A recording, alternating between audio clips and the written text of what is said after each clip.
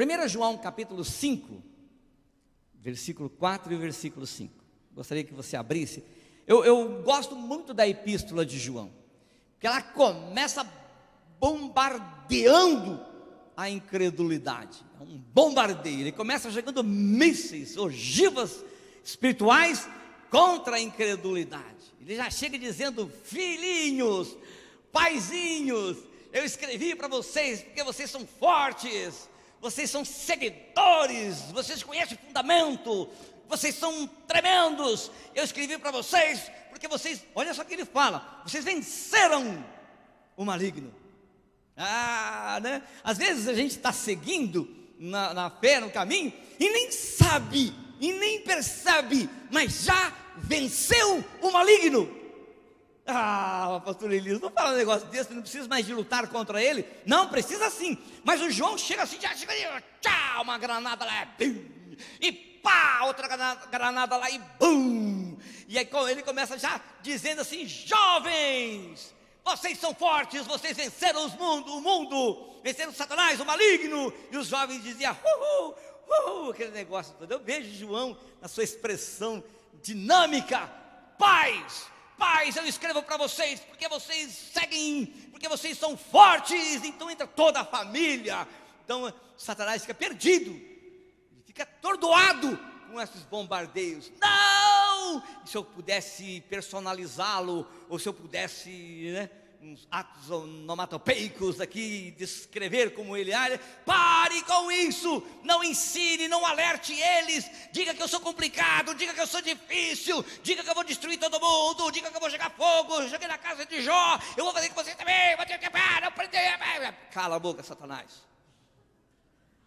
João está dizendo isso, ele está dizendo mais ou menos isso: filhinhos, vocês são fortes. E começou a falar, e disse lá, e foi dizendo, e aí o João, o contexto de vida de João era Roma, é o mesmo contexto do Egito, é o mesmo contexto de Babilônia.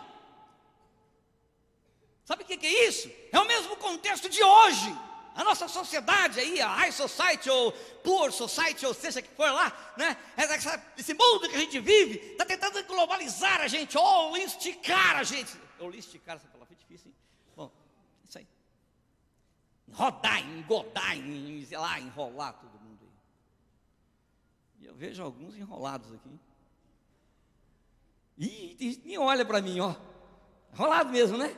Está enrolado mesmo. E o João sabe disso. Ele sabe que você vem para a igreja e desenrola. Volta segunda-feira, está desenrolado. Na terça-feira está mais ou menos. Na quarta-feira está enrolado de novo. Aí você fala: meu Deus, quando é que domingo não chega, não vejo a hora de chegar domingo para desenrolar outra vez. E aí vai. E João está dizendo assim: olha, eu digo uma coisa para vocês. Olha, Deus é santo. E ele diz assim, lá no capítulo 3, no versículo 8, ele escreveu assim: olha, eu vou dizer uma coisa para vocês. Que vocês são filhos de Deus, nascidos de Deus, vocês não praticam pecado, vocês não vivem pecando, porque sabe que o pecado procede do diabo, e diabo para lá, diabo para cá. Ele não para de falar esse nome, essa nomenclatura aí, diabolos, ou Satã, essas expressões, adversário e inimigo. Ele está aí presente, mas vocês nasceram de Deus, vocês não vivem pecando, porque todo aquele que vive pecando não viu Deus, não conhece Deus. Mas porque eu quero dizer para vocês que vocês, lá no verso 8, ele fala assim: vocês não praticam pecado, vocês sabem que vocês procedem de Deus, e quem procede de Deus não vive pecando. E fica falando assim, e ele diz: para isso se manifestou o Filho de Deus, para desfazer todas as obras do diabo. Olha só o que ele diz aqui, pelo menos nessa Bíblia, diz todas, para destruir as obras do diabo. O diabo levanta uma obra, o Filho de Deus vai lá em nome de Jesus Cristo, e vai passando, a obra cai. E Satanás não entende. E João está dizendo assim: eu estou falando para vocês, meus irmãos, é o poder e a força do amor. Filhinhos, vós sois de Deus e tendes vencido os falsos profetas, porque maior é aquele que está em vós do que aquele que está no mundo. E ele não para de exortar: siga, porque seguir é fundamental. Não desvie nem para a esquerda nem para a direita. Ele diz: permaneça em Deus, porque para isso se manifestou Jesus Cristo, para desfazer as obras, as mazelas, tudo aquilo que o diabo, armadilhas, cilada, laço, correntes, seja lá o que for, é destruído pelo Filho de Deus. Ai, isso dá um ânimo na gente, não dá não? Você não está animado, não? Não está com vontade de sair correndo daqui e vencer? Dá isso. Parece que o João está fazendo isso, dando um ânimo para a gente, um ânimo que ninguém consegue dar, nem os livros de autoajuda aí, juntos, pode dar esse up na nossa vida, como o João está dando aqui agora. Lá no capítulo 5, ele faz um desfecho muito legal, no capítulo 5. Ele mostra a fé verdadeira, a fé que vence o mundo. E ele fala lá, está lá, eu vou ler para vocês. João capítulo 5, versículo 4 e o versículo 5. Porque todo o que é nascido de Deus vence o mundo. E esta é a vitória que vence o mundo, a nossa fé. Quem é que vence o mundo, senão aquele que crê ser Jesus, o Filho de Deus? Olha só, hein? Que interrogação, isso aqui foi uma ogiva nuclear, não sei de quantos megatons, foi Hiroshima, Nagasaki, tudo que o diabo tinha caiu por terra.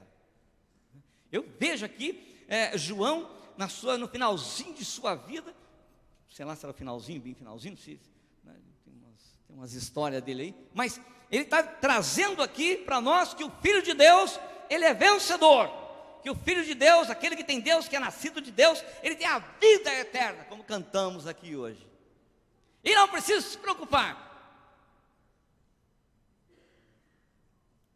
não precisa se preocupar, Jesus Cristo é maior, Jesus Cristo é maior.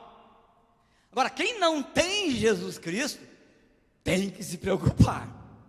Agora, aquele que tem Jesus Cristo, esse sabe, eu estou com o maior, com aquele que vence todas as obras do inimigo. Quem é que vence o mundo? Quem é que vence esse sistema do príncipe Nicolau Maquiavel? Quem é que vence? Jesus. Quem é que vence contra essa avalanche de torcedores do Corinthians e do Palmeiras? Jesus. Não é? Estou falando para vocês. Nada consegue influenciar, convencer você de que Jesus Cristo é maior do que tudo que está lá fora. Maior que tudo. Você tem a força plena à sua disposição, mas é necessário que você siga, porque seguir é fundamental. Quer ver? Tudo começou, é engraçado, tudo começou muito tempo atrás, lá naquela Torre de Babel, aquela confusão generalizada. Torre de Babel, confusão. Você vai lá fora, liga a televisão, você vai sair daqui e vai ligar a televisão. Já ia brincar com vocês. Vocês não vão sair daqui, vocês não vão ligar a televisão, coisa nenhuma. Não é? Vocês vão chegar em casa, vão fazer uma oração, vão brincar de passa-anel com os filhos, não é? Vocês vão brincar de perguntas e respostas bíblicas, não é verdade? Vocês vão escutar uma música legal, vão comer uma pipoca, isso não é? Pipoca com água, e vai ser lindo. Vocês vão sair daqui e vai ter Babel lá fora. Não, vocês vão sair daqui e já vão encontrar bagunças, já vão passar na frente de botecos, vão passar na frente de coisas desagradáveis, vocês já vão ver coisas desagradáveis. Talvez um carro vai fechar você. Eu não estou em São Paulo. Aqui os carros fecham também ou não? Vixe, então em todo lugar é assim. Está uma bagunça então. Então era assim, uma confusão geral. E era uma confusão, vou dizer para vocês como é que era a confusão de Babel. Confusão de línguas. Essa confusão de línguas, para quem está pegando aí, é complicado. O mundo se multiplicou por causa disso. Aldeias, cidades, povos e nações. Porque na Torre de Babel ninguém entendia mais ninguém entendia mais nada. Então cada um saiu para um lado e cada um começou a formar a sua aldeiazinha, porque ninguém entendia mais ninguém. Aí um falava de um jeito, outro falava de outro jeito, e Deus confundiu a mente, a cabeça das pessoas, e ninguém se entendia. Então famílias começaram a sair, se deslocar, e assim começou a repovoação E aí o jeito foi criar sinais e linguagens próprias. Cada povo tinha a sua maneira, tinha a sua linguagem, tinha seus né? Que nem bebezinho. E aí o dadá e a mamãe, ele está dizendo que ele quer leite. Dadá, está dizendo que o papai é bonito, né? E interpretar essas coisas todas, né? E assim era também, eles começram a se recodificar. E agora, eles tinham uma ideia religiosa, eles tinham uma ideia de Deus. Era El Shaddai, Adonai, Javé, Jireh, Shalom, Nissi, Javé, Shalabá.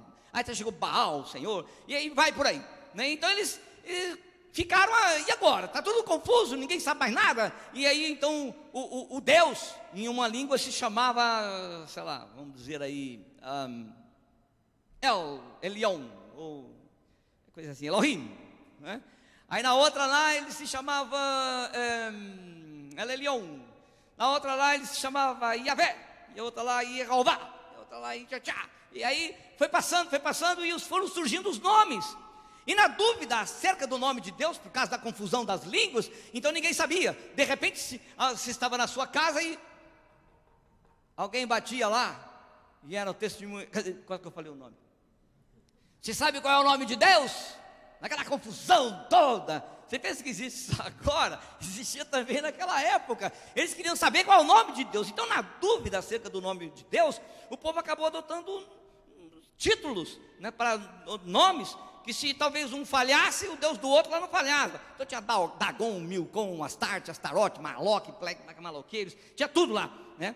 Além da veneração aos guerreiros, o guerreiro era famoso, ele morria herói, e o espírito dele vagava e entrava nas pessoas, e aí começou, o exército dos céus também são poderes, e aí começou um monte, uma bagunça toda. Assim como era a confusão da língua, assim também foi a confusão religiosa. Pergunta, número 1 nessa noite: e hoje tem confusão religiosa? Sim ou não? Ai meu Deus, e agora o que fazer? Então surgiu um escape, surgiu uma solução. Sabe quem? Abraão, Ur dos caldeus, terra politeísta, mundaréu de deuses. Tinha Deus para tudo, né? Nós vamos adorar aqui o fulano X. Se ele não der certo, temos o fulano Y. Se o Deus Y não der certo, temos o Deus H. Na hora H, está lá o Deus H. Então, aí assim foram inventando um monte de confusão na cabeça das pessoas. E o Abraão estava lá, e ele estava também aquele monte de coisa lá. O Abraão tinha, dizem que ele tinha um monte de imagens lá, de ídolos, de esculturas e um monte de coisa lá. Aí de repente ele escutou uma voz dizendo: Abraão. Não foi bem assim, porque Deus fala mais bonito, mas ele escutou aquela voz, dizia, começou a chamar ele. Está em Gênesis 12, 1 a 3. Deus fala com ele. Olha só, Deus naquela confusão toda encontrou uma pessoa justa, uma pessoa boa, uma pessoa legal, uma pessoa honesta, uma pessoa direita. E é isso que eu estou vendo na minha frente, um monte de gente assim. Estou vendo assim, aqui eu estou vendo. E eu sei que tem. Conversei com 63 homens maravilhosamente brilhantes, lá embaixo, no centro, não sei como é que é o nome de eventos, né? Não sei, da Igreja de Deus. Demais. Então lá eu vi, e aí, essas pessoas foram chamadas, Deus falou com elas. E elas então o que fizeram? Abandonaram todos os demais deuses. E em vez de ficar acreditando no monte de conversa, de conversar, elas disseram assim: não, eu vou seguir Deus agora. Ele falou comigo. Então Deus chama o Abraão e diz: larga tudo, Abraão, porque agora você vai me seguir. Você vai me seguir. Vou fazer uma promessa para você. Lá no capítulo 12 de Gênesis, Deus diz assim: te abençoarei, te engrandecerei. Será eu e você, seremos nós, ninguém mais, nada mais. Topa ou não topa? Aí, mas e se o senhor falhar? O Abraão ficou pensando: mas Deus, leva em consideração que se não der certo, o que os meus parentes vão falar? O que, né? Você não fica assim? Qual é a sua religião? Sou crente. De que igreja? A Igreja de Deus no Brasil, eu sou MC Rondon. Fui falar sobre essa expressão aí. Ah, é? Você é de Rondônia? Mas que é isso? Larga disso. Para com isso, né? Deixa disso. Não, mas você fala assim, não, eu sou de lá. Mas por que você é de lá? Porque eu tive um chamado. Deus falou comigo ali. Deus falou comigo ali. Dia 26 de junho de 1976. Eu fiz como Abraão. Eu peguei e falei, Deus, é só você, eu e você. Aí Deus falou assim, vou colocar a Sara para você. E colocou a loira mais bonita da igreja e da cidade. E a gente está até hoje, 1982, seguindo juntos, firmes e fortes na fé, sem desviar nem para a esquerda nem para a direita. E as pessoas querendo desviar, mas Deus falou assim, larga tudo, eu quero você. No verso 7, ele falou, está vendo essa terra de Canaã? Eu darei aos teus descendentes. Capítulo 13, versículo 2, o Abraão começou a seguir. Ele começou a seguir as diretrizes, ele começou a seguir os passos de Deus, ele começou a seguir as orientações de Deus. Então o capítulo 13 diz assim, Deus enriqueceu Abraão por ter crido e obedecido. Eu não sou a favor de doutrina de teologia de prosperidade, eu só creio na Bíblia. No capítulo 13 de Gênesis, versículo 2, Deus diz assim, que vai enriquecer, e enriqueceu. Aqui nesse capítulo, Deus enriquece Abraão e ele passou a ser rico, muito rico. Foi o primeiro que Deus chamou. E Deus tratou, sabe, da arca de Noé? Mesma coisa. Não é? Noé não era engenheiro, não era construtor naval, não entendia nada de barco, ele era agricultor, não é? Ele fez uma arca que venceu a maior tempestade de todas as épocas. E ele foi humilde, ele confiou em Deus. Deus deu todo o recurso, não faltou um recurso sequer para ele fazer a vontade de Deus. E o Titanic, os melhores cabeças, né? Fizeram esses barcos aí. E sem Deus ele afundou e levou o Leonardo DiCaprio e aquela famosa artista lá. Estou falando. Não sabe seguir, fica olhando para a esquerda, para a direita, olhando para essa gente, e acaba se perdendo no meio do caminho, se afogando no mar da vida. Então no capítulo 13, no verso 16, vou fazer de você, Abraão, uma grande nação. No verso 17, levanta, percorre a terra, porque eu te darei a terra que pisar. Capítulo 15, versículo 1, Deus diz, não temas, eu sou o teu escudo, o teu galardão será sobre modo grande, siga. E o Abraão ali de ouvido ligado, colado, antenado e etc. em Deus, e ele começou a ir bem com Deus e a ir bem com as pessoas. E eu vejo gente aqui assim, né? E olha, eu digo, se você estivesse em São Paulo, então você já era aí um dono aí praticamente de meio Brasil. Que aqui em Rondônia você está prosperando, imaginou, né? Lá em São Paulo, Rio de Janeiro, Belo Horizonte, as capitais famosas aí do Brasil. E tem pessoas lá também que estão fazendo como Abraão, largando toda a idolatria, largando toda e qualquer bagunça e seguindo Deus de perto. Só que o Abraão teve alguns filhos. Ele foi o primeiro a seguir Deus e seguiu até o fim, pela fé. Ele não entendia muito bem, como você e eu não entendemos muito bem sobre o que estamos fazendo, mas pela fé nós estamos seguindo. Se eu perguntasse agora, quem aqui está sentindo a presença de Deus? Quem aqui está sentindo a presença de Deus agora? Quem está sentindo a presença de Deus? Pode ser sincero, diga, eu não estou sentindo a presença de Deus, porque não é vergonhoso dizer que você não está sentindo a presença de Deus, porque você não precisa sentir a presença de Deus, você precisa ter fé que Ele está aqui, e você tem fé, e fé é a certeza, não é o sentimento. Eu creio que Deus está nessa igreja, eu creio que Deus está na sua vida, e eu sei disso pela fé, e nada vai impedir você de continuar firme e vitorioso. E o Abraão ficou assim, firme, e teve alguns filhos. Disse que ele teve 2, e depois ele teve mais 6 com Quetura. Ele era politeísta, agora é monoteísta. Ele tinha vários deuses, agora só tem um. E agora ele tem 8 filhos.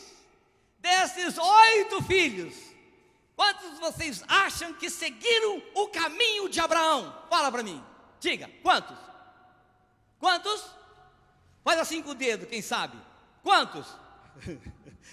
Um de 8, abraçou a fé do pai e disse: tem alguma coisa diferente quando a gente segue Deus. Os outros enriqueciam da sua maneira, do seu jeito, e lutavam dos seus jeitos. E mais um filho, chamado Isaque, ele pegou e falou: vou seguir o meu pai. O que ele fez eu vou fazer. E olha o que diz Gênesis capítulo 26, versículo 12, 13 e 14. Isaque foi grande, Deus era com ele, enriqueceu-se o homem, prosperou, ficou riquíssimo, porque ele apenas não fez nada diferente, seguiu o pai, seguiu a fé do pai. Então vê como é que seguir a fé, seguir Jesus Cristo, seguir o caminho da verdade é fundamental. Está vendo? É, porque tem toda a bênção espiritual e também a bênção como diz aqui, a bênção de adquirir também coisas que a gente precisa na nossa vida, que os nossos filhos precisam, não é? Nós ouvimos uma música que dizia que no céu, a gente tem que pensar, a coisa mais importante é angariar tesouros no céu, não é verdade? Mas nós estamos aqui na terra, e você está batalhando, e você está lutando. Eu fiquei sabendo, sim senhor, e não vem me enganar não, eu fiquei sabendo que alguns aqui não vêm porque está correndo atrás né? Está correndo atrás, não pode estar porque está correndo atrás. Olha só, está trocando um momento como esse para correr atrás do mamão. Mamão, para quem não sabe, né? Não é o mamão aí da feira não, é o Deus do dinheiro, da riqueza iníqua. É gente que está grudada nas coisas dessa terra. Olha, o Isaque não ficou grudado nas coisas dessa terra. Ele olhou o seu papá, ele ouviu o seu pai e disse: vou seguir o papai. Meu papai se deu bem, meu papai tinha uma fé maravilhosa, meu papai era um homem honesto e direito, meu papai tinha uma visão de Deus maravilhosa, eu vou seguir essa visão de papai. Que os meus irmãos que se danem, eu vou seguir o papai. E ele seguiu e Deus o abençoou. E o Isaque teve 2 filhos, né? 2 que é registrado, 2 filhos. Desses 2, apenas um resolveu ficar com o papai Isaque. Você sabia disso? Um era fortão, era caçador, um era o cara, né? O papai dele dizia: filho, vai caçar, e esse é o meu filho, guerreiro valente, eita, esse é meu filhão. E o outro era meio assim, manso, né? Ele era meio assim, mais assim, pacato, não era muito caçador, mas ele era esperto, ele era inteligente. Ele olhava para o pai dele, ele olhou para o vovô: papai, conta a história do vovô, né? Do vovô Abraão. O seu vovô Abraão, esse homem era esperto, esse homem era vivo, esse homem era inteligente. O vovô Abraão, eita, o vovô Abraão, esse vovô Abraão vale ouro. É, papai? É, sim, o vovô Abraão. Eita, vovô Abraão, esse é abençoado, era abençoado. Negócio terrível. E ele me abençoou. E olha aqui, olha aí, filho. O Deus do meu pai, o Deus do vovô, olha o que Deus do vovô está fazendo na nossa vida. É todo mundo bem, todo mundo maravilhoso, saúde, né? Levando a vida, morre, mas morre bem, né? Vive bastante, 100 e tarará de anos. E se alguns vão cedo, mas vão na paz, é uma coisa gloriosa, né? Eita, glória a Deus. E aí ele ficava ali, babando nas histórias do papai Isaque. E o outro, ficando flechada, aproveitando, se esbaldando, se achando, cara, porque ele é inteligente. Aí ele chegou e falou: estou com fome, né? Vocês conhecem a história, nem vou contar a história. O outro trocou: quer saber de vida espiritual? Não, eu só quero conquistar. E na verdade, ele conquistou tudo que o papai Isaque tinha, ele pegou. Só não pegou uma coisa: a bênção. Não pegou a vida espiritual, não pegou o exemplo de fé do papai Isaque, mas pegou a herança. Era aquele irmão esperto que nós vemos hoje, que passa a rasteira nos irmãos mais bobinhos e fica com a maior parte da herança e fica se achando caçador, o grande Esaú, né? E fica vivendo desonestamente. Mas o Jacó, ele falou: não, eu vou seguir o vovô e o papai. quer as coisas de Deus. Ele sabia que seguir era fundamental. Ele não vai desistir, ele não desistiu. Olha o que diz lá no capítulo 28 de Gênesis, versículo 13. Deus aparece para Jacó também, que é o neto agora do Abraão, e diz: eu sou o Senhor Deus de Abraão e de Isaque. Conheço esses dois. E o Jacó ficou tão contente, que você pode imaginar, o Deus do vovô e do papai apareceu para ele. Pense a alegria desse homem. Ele só tinha uma mochilinha. Ai, meu Jesus, sei lá o que ele tinha naquela mochilinha dele. Não era nem mochila, não era um pedaço de pau com não é assim também, né? Mas, sei lá, mala não tinha, com rodinha muito menos, naquela época não tinha. O que ele carregou? Uma trouxa, né? Sei lá. Ei, coitadinho, foi sem nada para lá. E aí Deus apareceu para ele e falou: eu conheço eles. Eu vou te dar essa terra que você está deitado. Você sabe que um mendigo, ele está cansado, ele deita, não deita em qualquer lugar, não é verdade? E você sabe que alguns aqui, não todos, mas alguns aqui, estavam tão desesperados, mas tão desesperados, que comprou aquele terreno lá no fundo, né, de Marechal Cândido Rondon, e construiu uma casinha lá de sapé, e aí deitou lá. E Deus apareceu para ele e disse assim: eu vou te dar essa terra que você está deitado. Digam o que quiser, falem o que quiser, pronto o que quiser com Jacó. Mas ele foi abençoado. Deus abençoou este homem de uma maneira tremenda. No capítulo 28, no verso 20 e no verso 22, o Jacó então, depois daquele encontro maravilhoso, que eu quero que vocês façam aqui hoje, sigam o exemplo dessas pessoas, ele fez um pacto com Deus. Não tinha nenhum pastor, nenhum missionário, nenhum apóstolo, nenhum bispo, não tinha nenhum escritor de livros, não tinha ninguém lá, ele estava sozinho lá. E aí ele falou assim: eu quero fazer uma aliança com o Senhor, com meu Deus. De tudo quanto o Senhor me der, eu vou dar o dízimo. Olha só, não é? Ele podia ficar caladinho, ficar quietinho e pegar o dízimo, pegar das ofertas, né? E tentar, não é? Não dar nada para Deus. Para que dar para Deus? Deus não precisa dessas coisas. Deus precisa dessas coisas?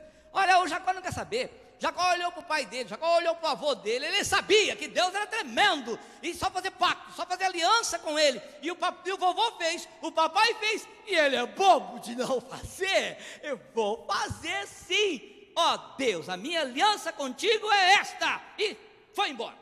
Partiu, levantou, convicto e certo de que esse Deus não falha. E o Jacó, diz o capítulo 30, verso 43, e o homem Jacó se tornou mais e mais rico. Não estou falando de teologia de prosperidade, para com isso, não estou falando nada disso. Eu não acredito em teologia de prosperidade, de coisa nenhuma. Eu só estou lendo o capítulo 30, versículo 43, que diz assim, ó: e o homem Jacó, por ter seguido firme, forte na fé que salva, por ter entregue a sua vida ao Senhor Deus Todo-Poderoso, como nós hoje entregamos a Jesus Cristo, diz a palavra que esse homem se tornou, quer dizer, Deus o fez, com certeza. Hoje eu estava na casa de uma pessoa e ela diz assim: enquanto o papai deixa eu usar, eu estou usando. É verdade, tudo aquilo que a gente tem, o papai, o Deus eterno, deu para a gente, sabia? Isso é lindo. Quando eu vi isso, eu falei: Deus amado, né?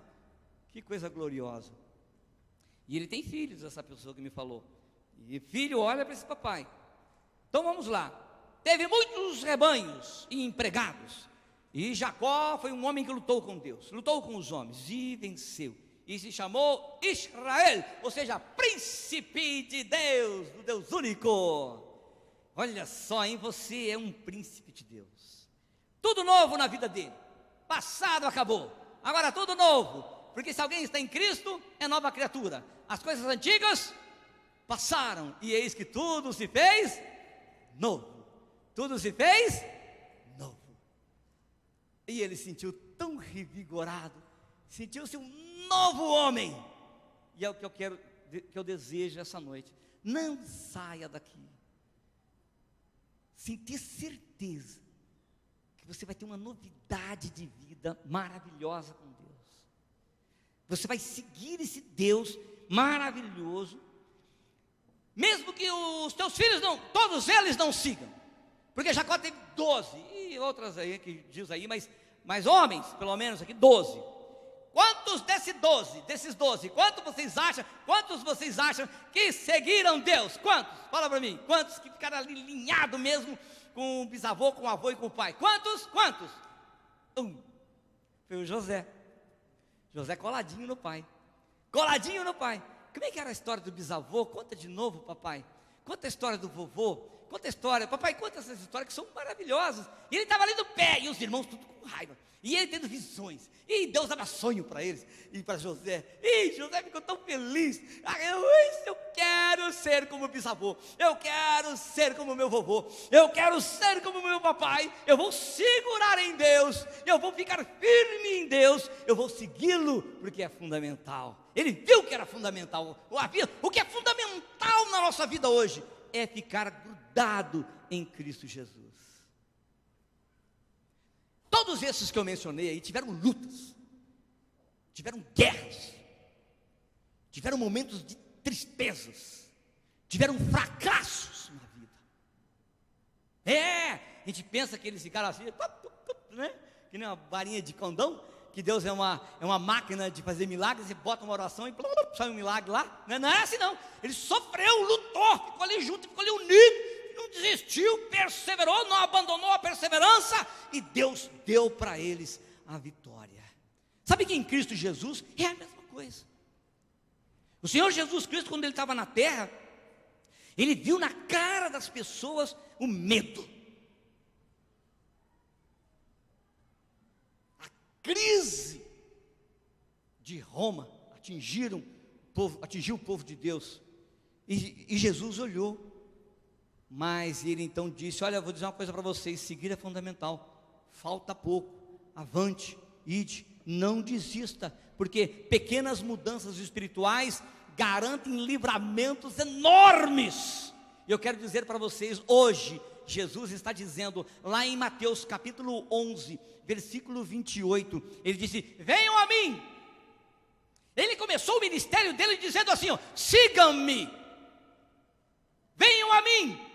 Porque ele sabe de toda a história, ele conhece o Pai, Deus estava com ele. Então ele começou a passar esse ensinamento para os discípulos. E aí então Jesus, que conhece as pessoas, ele olha para as pessoas e disse: eu sei que tem gente cansada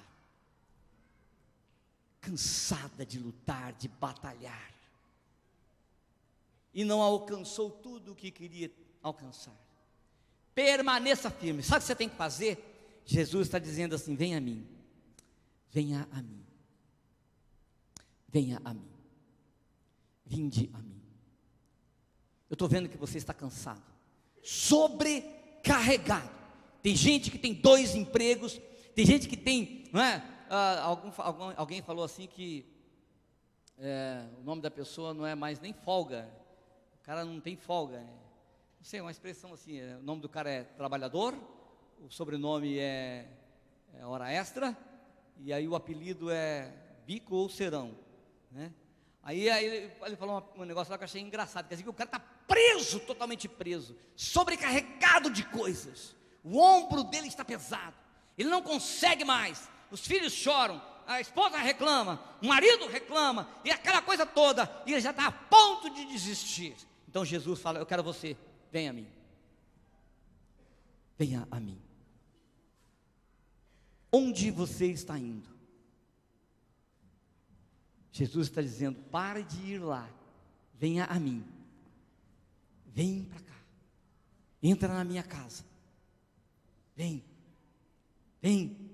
eu estou te chamando, eu quero aliviar você, eu quero tirar o desânimo, eu quero tirar o cansaço, eu quero tirar todas as obras do diabo, eu quero tirar tudo aquilo que impede, que trava o teu avanço, o teu crescimento espiritual, eu quero tirar tudo aquilo que trava a sua visão de Deus. Vem a mim. Ele disse: eu vou aliviar vocês que estão cansados e sobrecarregados no caminho.